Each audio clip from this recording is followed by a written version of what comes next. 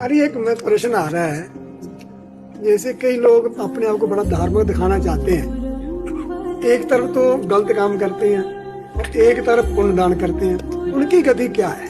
उनकी गति दुर्गति है। कोई फल नहीं उनको मिलेगा जो अच्छे कर नहीं, उसका जो शुभ कर्म कर रहे हैं उसका फल मिलेगा और जो अशुभ कर्म कर रहे हैं उसका फल मिलेगा, लेकिन सदगति नहीं होगी।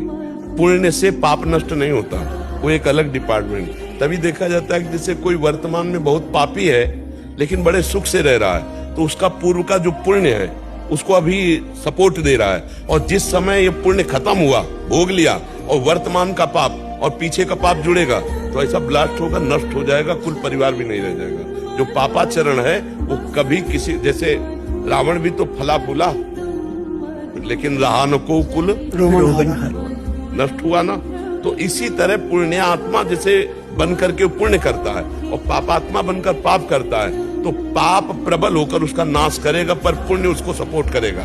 तभी देखा जाता है कि बहुत नीच पापी अधम भी वो बड़े मौज से रह रहा है कुछ समय तक, क्योंकि उसका पूर्व का पुण्य है। तो पुण्य अपना काम करेगा और पाप अपना काम करेगा, लेकिन सदगति नहीं, परिणाम दुर्गति ही होगी, परिणाम दुर्गति ही होगी। कभी असत कर्म करने वाला सुखी नहीं हो सकता।